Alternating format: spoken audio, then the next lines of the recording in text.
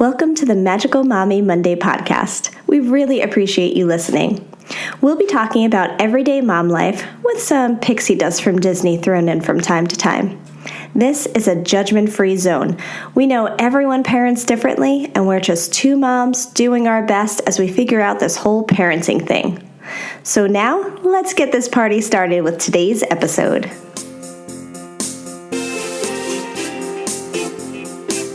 So my kids have not yet really learned the value of $1, and there has been a little bit of entitlement, a little bit of spoiled children around.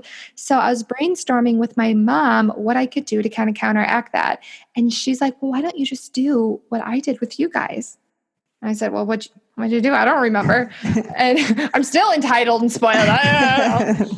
And she said, well, every week you would earn your allowance, and it wouldn't be that much. It wouldn't be much at all. But at the end of the week, probably on a Saturday, we would take you and your cousins to the dollar store, and you could pick whatever you wanted out for $1. And if you wanted to save it, you could save it for the next week, and then you would have $2 to spend.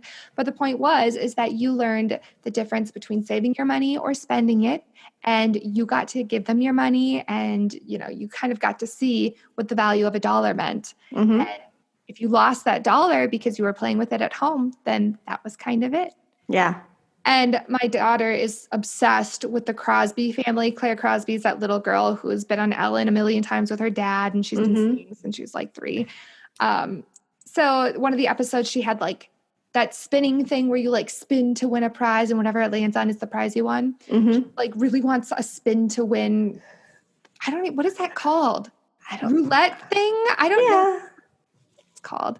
So we're going to make one of those, but we're going to have like a penny on one and 5 cents and 10 cents. So she's going to do her chores, and say she does 3 chores, she's going to get 3 spins. Nice. And so will my son. And then that will kind of determine what that allowance was. Because I was like, okay, maybe I'll just give you like $2 a week. But no, she really liked that idea better. It might not work out for her in the end, but I guess we'll see. So yeah, that's a good idea. They had $1 just from their piggy bank, and I wanted to kind of get them hyped up for the Dollar Tree. So I brought them there today. And I used to go all the time when I was a preschool teacher, but it's in a different town, so I really don't go anymore. But I brought them today, and I don't think they'd been since maybe they were babies. And they were so hyped. Yeah. They could not decide what they wanted. First it was a chapstick, then it was like a little toy hippo, but they ultimately decided on mints and Fun Dip. All right, good choices. Fun Dip, not so great for you, but... No, I mean, yeah, I got Bugles, so we all shared. All 3 of us shared. It was very nice. I love some Fun Dip. It's good times. Gosh. It was a good day. It was a good day. Good. So that was my day. Jen, how was yours? My day was good. It was pretty uneventful. We are in the midst of waiting for new beds for them, and I'm not even going to get into the headache that this has been, but we are recording this. What day is this? Thursday? We are recording this Thursday. They're supposed to be delivered today by 9 p.m. I guess they're really trying for that 9 p.m. Allegedly. So, yeah, exactly. So maybe they'll have some new beds this weekend. So they were pretty excited last weekend. Also a little hesitant because, change, and they got Dillo blood in them. So obviously, but I'm trying to it's going to be so fun. We got them new sheets that they haven't seen yet. And, like all of that. So we'll see what actually happens and if they have a little makeover. But then once my husband was done with work, I ran out. I was like one of those memes, like he's done with work and I just run out of the house immediately. Peace. Yeah. And I went to like Costco and Target to stock up again, good times. It feels so good to get out of the house. A little too crowded, though. A little too crowded for me. That was Home Depot today for me. And no one's wearing a mask, and I'm the only one wearing one, and just feels really uncomfortable. It's 1,000,000 degrees outside too. But I'm wearing my mask, people. I expect you to do the same. Yep. We're all uncomfortable, but like get used to the uncomfortable feeling. But it must Yep. have been good to get out of the house, be by yourself for a bit. Yes. But so far what I'm seeing, because also businesses here are supposed to be keeping people that are not wearing masks out. So I have been seeing masks. So that's good. I mean, every once in a while I see some people trying to move them, have the nose sticking out, have a chin situation going on if they feel like they're not around people, even though they are. But for the most part, I am seeing masks. I still feel gross though when I come home. So I got home, it was like 7:15. I like jump in the shower. I'm like, okay, I'm better now. I've had my cleanse. Yeah, exactly. I don't know when that'll go away, when I'll like return from a store and be like, okay, I can just hang out now and not feel gross. Maybe that's your new thing. Yeah, maybe. It's okay. It's okay to be hygienic, Yeah, there's nothing wrong with it. No, for us, it kind of depends on the store. Like I noticed at Target, more people wear masks. Home Depot, no, you will not see people wearing masks. You'll see the employees, and that's pretty much it. We have a store called Hy-Vee. If you're in the Midwest, especially like Iowa, you'll know what Hy-Vee is. Less people wear masks there, but it just kind of depends on the store. Where I work at a hospital. They obviously wear masks everywhere, but they also wear them outside. And I work very part-time, so I'm not there a lot. So I didn't realize that. So I got out of the hospital, I took off my mask, and then I looked around, and everyone walking between buildings was still wearing their mask, even if they were like done for the day and going home. And then I felt really insecure. And then I put it back on because I'm like, oh gosh, well, they're all like peer pressure. But it's not a bad thing. Like we should all be wearing our masks. We should. Yes. We should. Yep. Anyway, welcome to the Magical Mommy Mondays podcast. I'm Angela Dahlgren here with my co-host, Jen Snyder. Hello. Last episode, we talked with my dad. It was a Father's Day episode. So we talked with my dad about his favorite things to do with me and his kids and his grandkids at Walt Disney World. So if you have not listened to that episode, please do so. It was so fun having him on. I love him. Completely outed me as a spoiled child. Completely like exposed me, all of my secrets, being very high maintenance.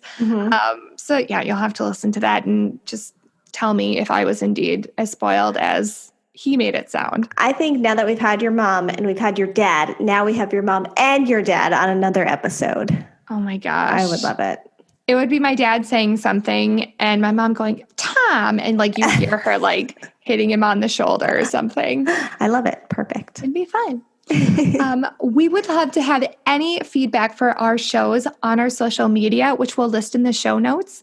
While this show is a passion project for us, we really want to create something that you will love as well. So if you have a comment, if you have a question, if you have constructive criticism, leave them in our social media, or maybe we should mention our email. Do we have that in the show notes?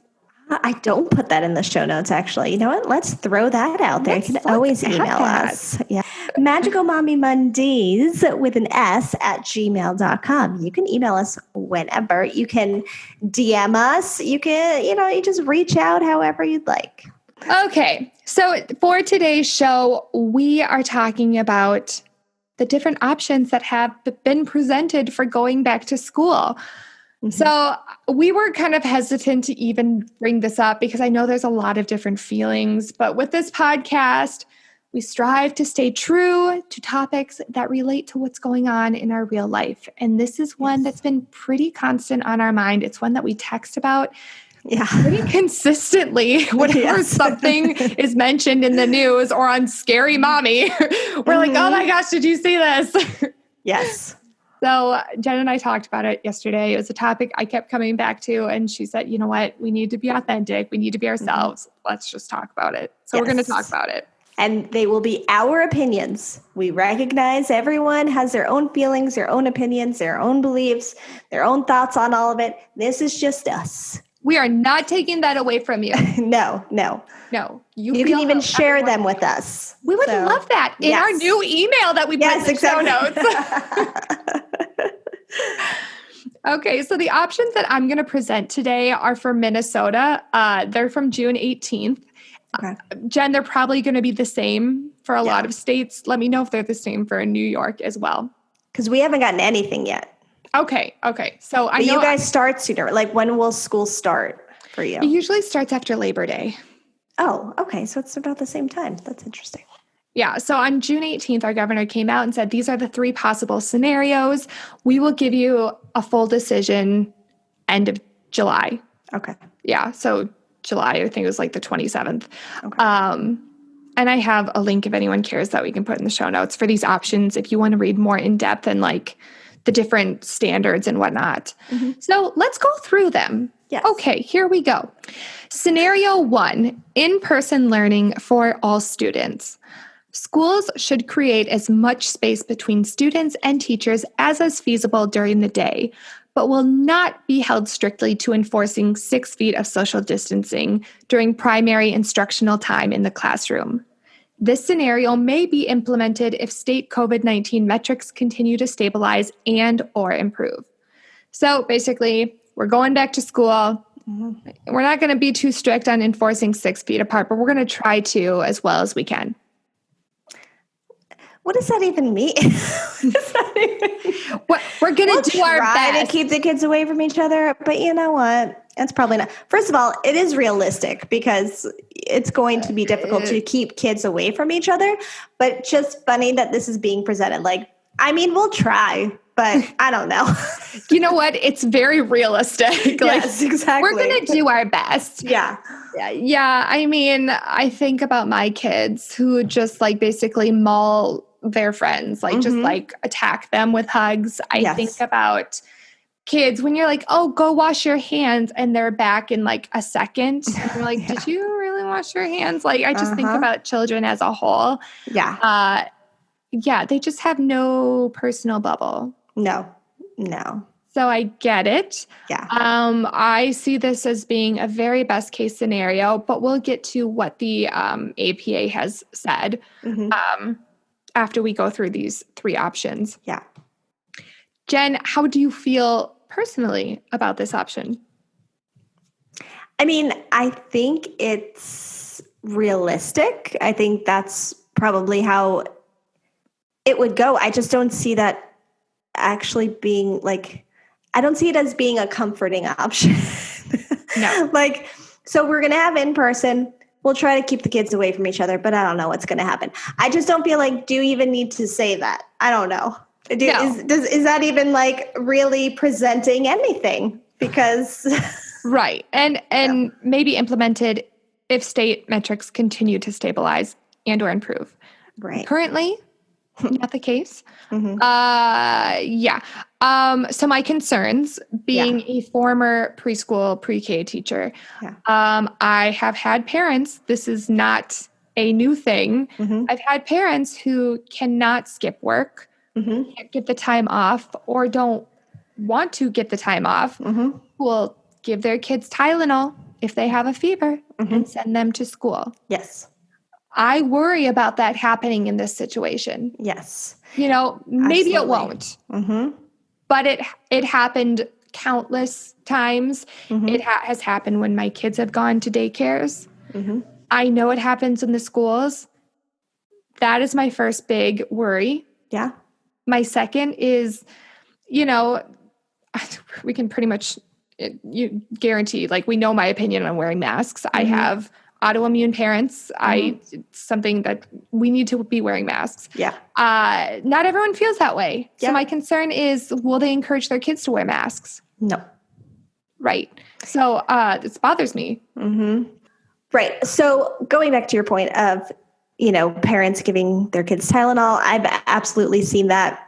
I know a big reason for the schools thinking about opening even at all is because if businesses are opening back up and requiring people to go back into an office, childcare is major. To sustain 2 full-time working parents from home and try to help your child with distance learning or homeschooling or whatever is going on, that is just an insane scenario. And it's so hard.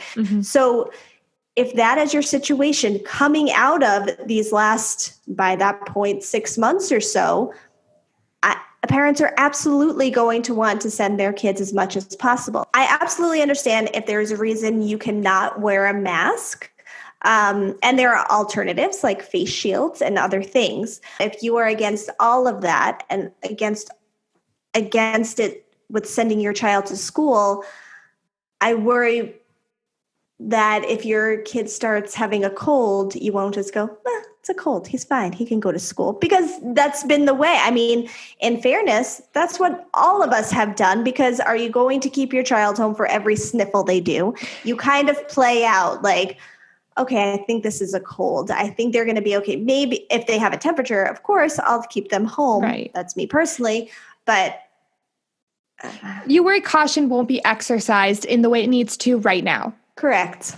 Because normally we send our kids to school with a cold, and it's like, oh, they have a cold, they have a cough, it's a cold. Right. And we keep them home if they can't sleep, if they have a fever, if they can't stop coughing. But in this case, I should mention with this scenario, this actually made me feel good. For the state of Minnesota, there will be an option for people who kids medically who can't go to school. They will have an option for distance learning, as well as families who don't feel comfortable sending their kids to school. They will have an option for distance learning. We might as well go right into this before we get to scenario 2, because it's so related. The American Academy of Pediatrics did come out saying that they strongly advocate having students physically present in school. They said this for many reasons, mainly saying that, lengthy time away from school results in social isolation, making it difficult for schools to identify and address important learning deficits, as well as child and adolescent physical or sexual abuse, substance abuse, depression, and suicidal ideation? Yeah.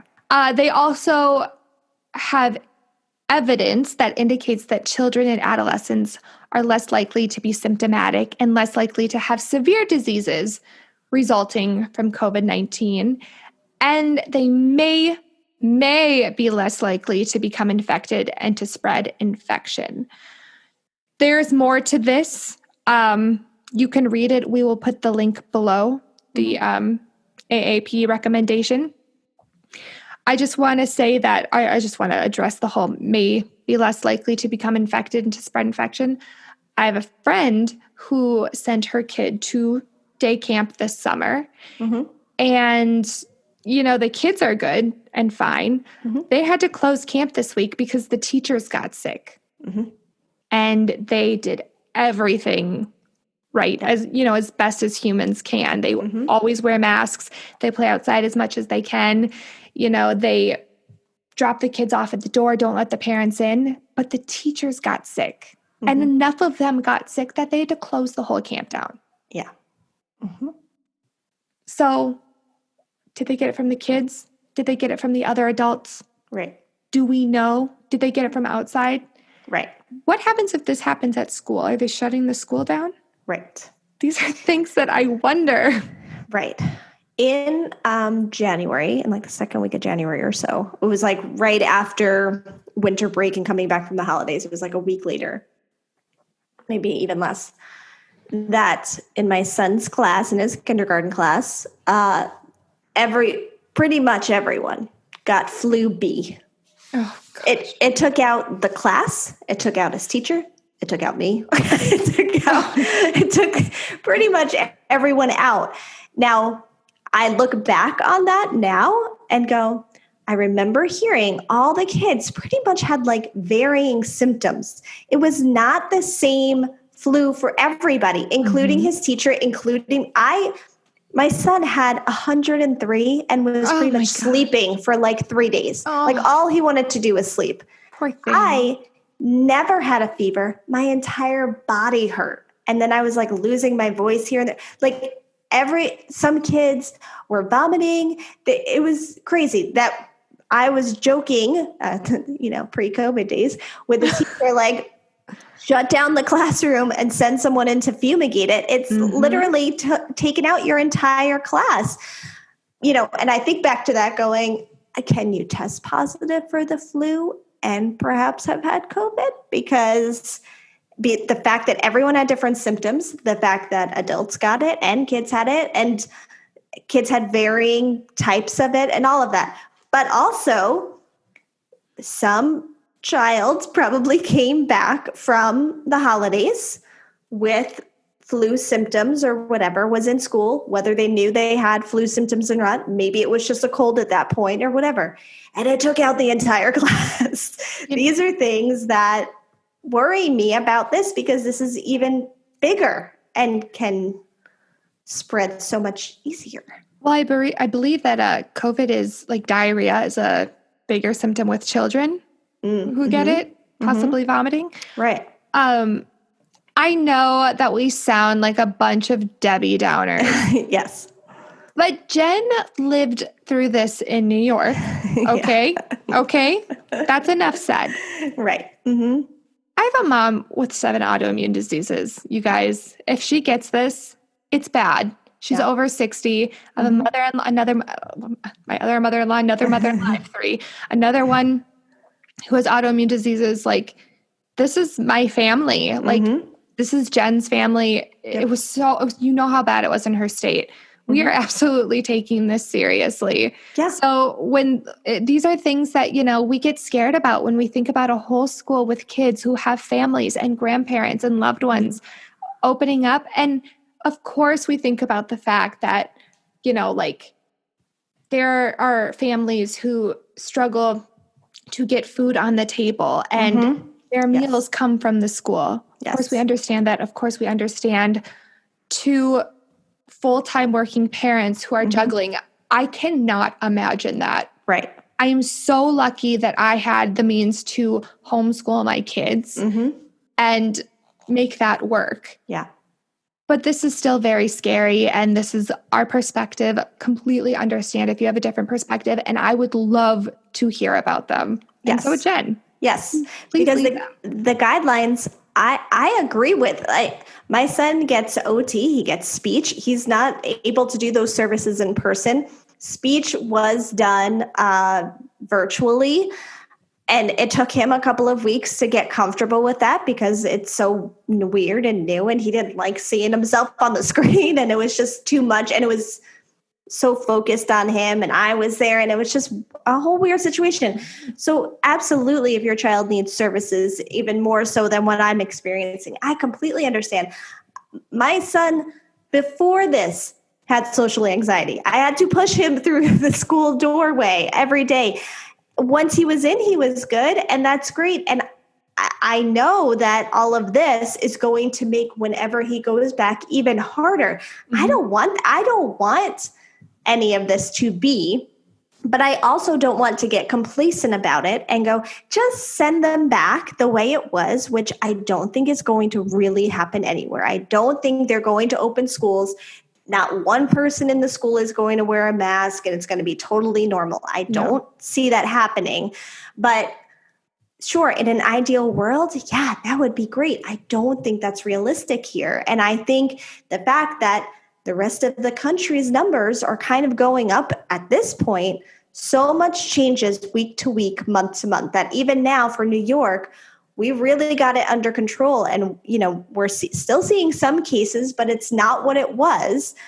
But now the rest of the country is going up, there's still so much we don't know about it. And I think that's the other thing for me too, is that this isn't, I know what the flu is. The flu is you get a fever and you get chills and you get body aches and it's just horrible, and you let it run its course for a week. That's not what this is. And you don't know how it really affects kids or the asymptomatic folk out there that are walking around. I mean, there's a comedian, D.L. Hughley, who was walking around completely fine, was doing a stand-up routine and just completely passed out on stage. And at first they were like, he was dehydrated, exhausted. Turns out he tested positive for COVID. As now his whole team has tested positive because he didn't even realize. And that's the hard part, is then you don't know, okay, well, I didn't have any symptoms, but now I'm standing next to someone whose immune system is compromised and they may end up in the hospital tomorrow. That's horrible to me, that you don't actually know what the trickle effect of this is. I mean, we see it a little bit here and there, and we've heard stories about it. But that's what's hard for me too, is that even if you're like, okay, well, if my kid gets it, he'll be fine. Yeah, but it's not about you. And I think I'm going to like go on a whole soapbox if I don't stop, but you have to think about everyone, and you have to think how this affects the community and your families and your friends, and everybody is involved in this. And I would love for things to be normal again, but we're not there yet. No, Jen and I talked to her about this. Like I have down weeks, maybe I probably have like about 7 days a month where I'm just grieving the old normal because things are so different. But, only Jen knows this out of all my friends pretty much. I had a COVID scare. There was 9 or 10 days where I had a migraine with nausea, dizziness, blurry vision. I had vertigo twice. I didn't tell you I had it a second time, Jen. I had it twice for 10 days. And dizziness, nausea, headaches are all COVID symptoms. Now I get migraines anyway. I get them. I'm like a migraine sufferer. So at first I didn't really think about it, but I don't normally get the dizziness with it. And I certainly have never experienced vertigo. So at the suggestion of, my parents are like, well, you know what, maybe you should get the COVID test, get one. So I did the online test, and they're like, absolutely, you need to come in and get tested. And to think that I had exposed my mom to that, like, it was terrifying. It was terrifying. It was my nightmare because we have been isolating and been in quarantine so hard for so long, just so my kids can see their grandparents. We don't see friends. We don't do anything. So to think that, whether going to the store or the playground or whatever, like we go things like when we have to, but like in the playground, there's no people around, but just, your mind goes places. Just to think that now that things are back opening, I could have exposed her to that. Like, that was terrifying. Yeah. Because she's my favorite person. Sorry, Michael. Besides Michael and my kids. But yeah, it's terrifying. Had I gotten her sick, it was negative, by the way. It was negative. By the way, just spoiler alert. And that's what's so hard, is that you don't know. And I understand that we're all over it. I'm over it. I'm over going to the store and coming home feeling like I need to shower. I'm over that. I'm over that whole worried feeling. I'm over seeing family and not hugging them and trying to stay away from them, which is weird because that's not what you're used to. You greet people. I'm a hugger. I greet people, and I have friends I saw yesterday. They're moving to Orlando in 2 weeks. So we kind of did like a social distance goodbye. And I'm like, I can't even hug you guys goodbye. It's weird. Like, this is so weird. And it's horrible. But also, I don't want to have been through all of this and been in quarantine and really been watching what I'm doing and been really careful. And then they just flip the switch and then it all goes downhill. Right. I don't want that either. So I think that's hard for me too, when people are like, just forget it and live your life and go back to normal. But aren't you worried that that's going to cause us to go right back to where we were or worse? And I don't want that. I want to be out of this as soon as possible. Well, and Jen, you have a different perspective, having been in a state, and you were in a county. I was in an epicenter county. Thank you very much. You're in epicenter. Yeah. your claim to fame. Right. You have that perspective. And fortunately and unfortunately, honestly, and I think that perspective is what helps you take it a little more seriously. I wouldn't want anyone to experience that, but because you have, just how serious it is. But okay, we haven't even gone through the second scenario. That was only scenario one. Gosh, all right. How did this soapbox get under us? Yeah, sorry, everybody. Remember when I said this is our opinion? I meant my soapbox. Sorry, let me step down for a moment. Are you still listening, everyone? Scenario 2, hybrid model with strict social distancing and capacity limits. Schools must limit the overall number of people in school facilities and on transportation vehicles to 50% maximum occupancy. Sufficient social distancing with at least 6 feet between people must occur at all times. If distancing cannot be achieved in a space or on a transportation vehicle, the number of occupants must be reduced. So then they're talking about contactless pickup or delivery of meals. They're talking about implementation of school-age care program for critical workers, which we in Minnesota have been doing. And then this scenario may be implemented if COVID-19 metrics worsen at the local, regional, or statewide level, or if there's experiences of cluster of cases within a classroom. So this is kind of where we're at now, I'd say. Like, in what case would this be done? I actually just talked to a teacher friend, and I didn't go over these scenarios with her, but she kind of mentioned in her favorite world what she would enjoy. And she's like, I'd really like if we did like maybe 2 days of learning in the classroom, 2 days of distance learning, and then 1 day of teacher planning. Because I another thing, let me climb back up here on this soapbox. I think if teachers are expected to do 2 lesson plans, one for distance learning, one for the in-school day, that's 2 different lesson plans. It really is completely different. They need time to do it, and we need to give them more money. Yes. Teachers need to be paid more anyway, but they need the time to do it, and they need more money because that's ridiculous. Or there might be teachers that feel uncomfortable health-wise or for whatever reason being in the classroom. I mean, is there a way, teachers, if you're listening, is there a way that, those teachers can do distance learning and the others can be in a classroom? Like, is there different options? I have not done enough research on that part. So if you're listening, please let me know. But yeah, just my main issue with that is the teachers need more time and money if they're going to be doing 2 different lesson plans. I agree with you. I think my concern here would be when you think of the reasonings of parents are working, they need to be back in an office.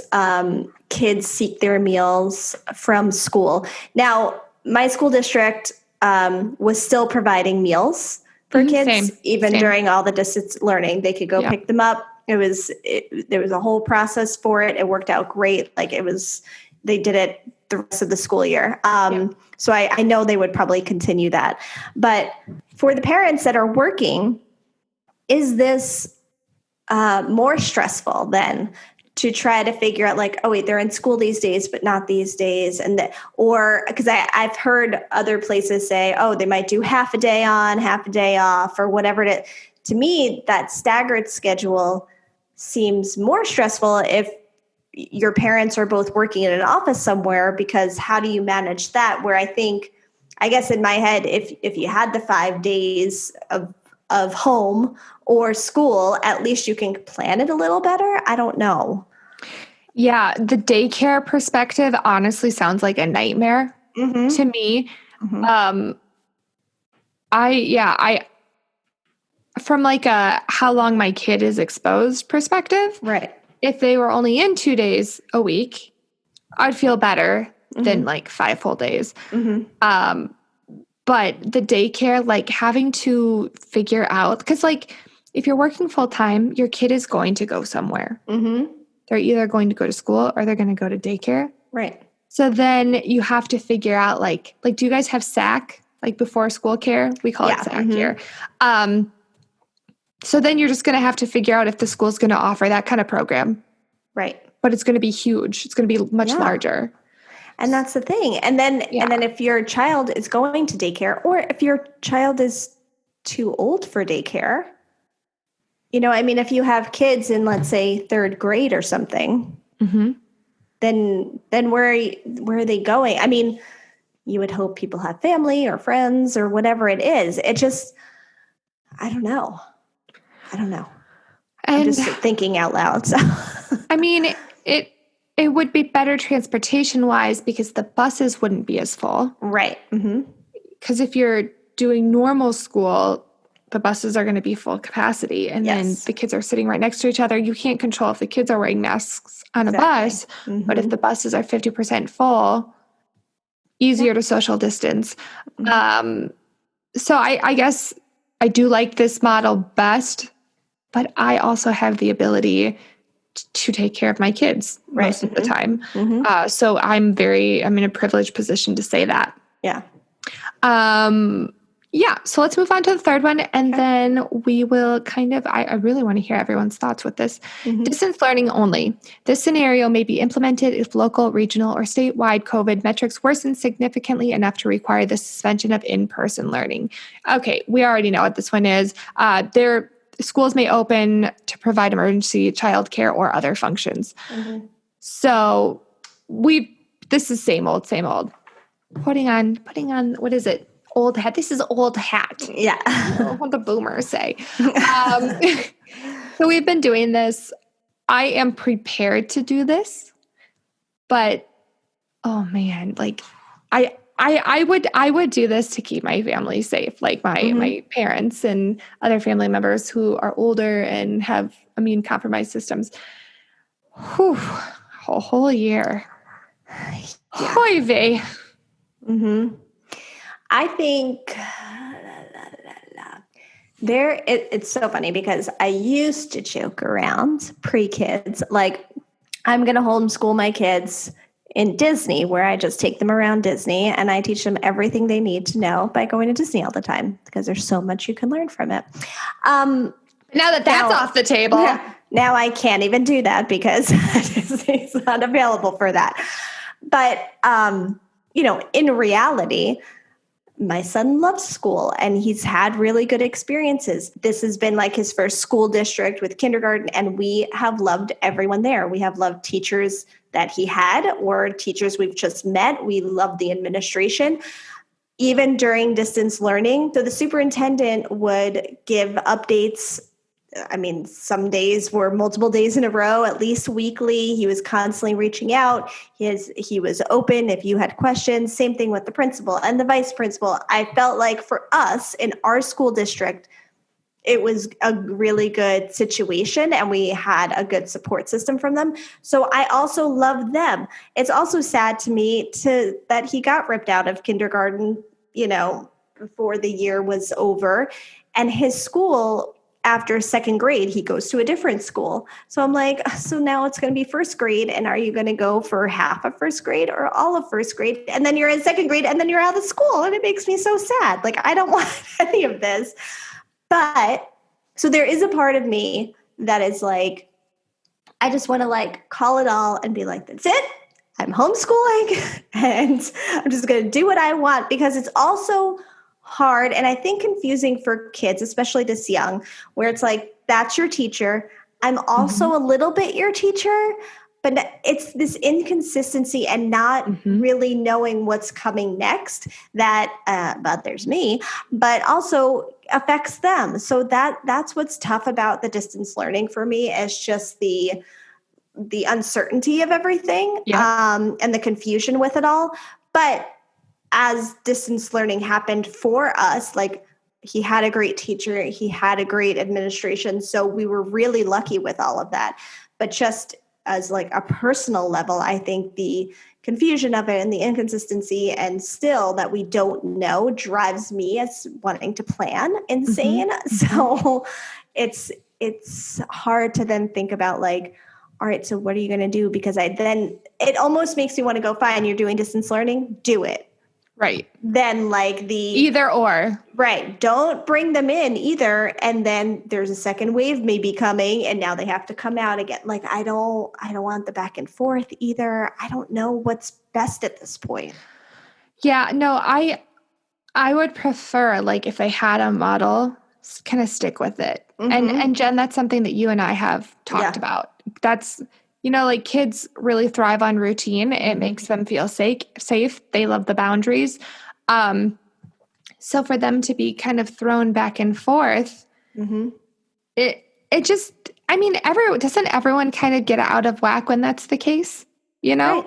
Yep. I mean, my kids do. I know I do. Maybe it's just me as a person, but I think that if we're going to pick a model, it'd be nice to stick to it. Before we officially started distance learning, we had a couple weeks where we didn't have it and the kids were just home. So I had my own school that I just kind of did. And I really enjoyed it. I enjoyed making the lesson plans and blah, blah, blah. But when I threw in another teacher's, it was a lot harder, because I didn't want to undermine the teacher and her plans. Right. Obviously she went to school. She knows a lot more than me.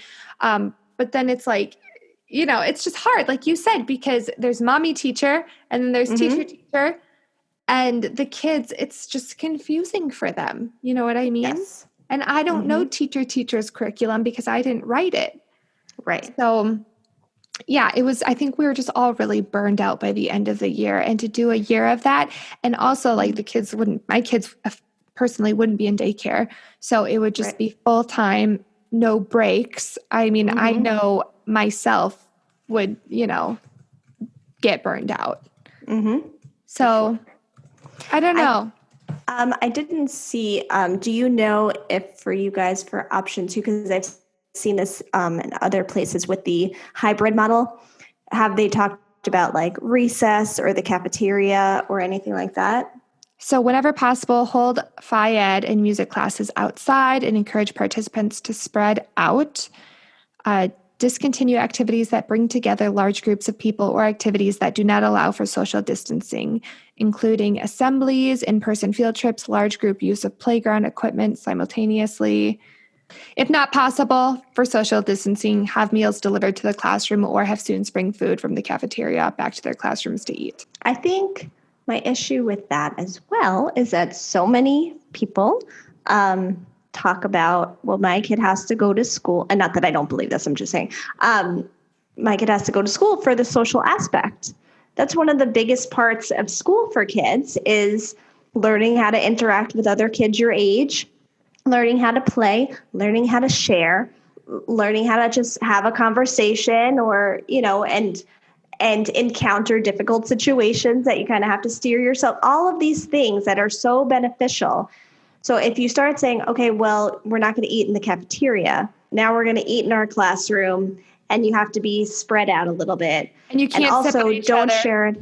Right. You can't share toys during the day. You can't share pencils. So now we're teaching them the opposite of what we've always taught them, which is to share. And also during recess, you can't really be playing too close. You can't. To me, that's taking away so much of that social aspect that it's like, isn't that more traumatizing? Like, go to school, don't touch anybody, don't get too close to anybody, don't share any. I don't know, that it goes against like everything we try to do as parents. It kind of reverses all of that. I don't know. I guess one other small thing, but in a lot of younger classrooms, they have tables and that's where the kids sit.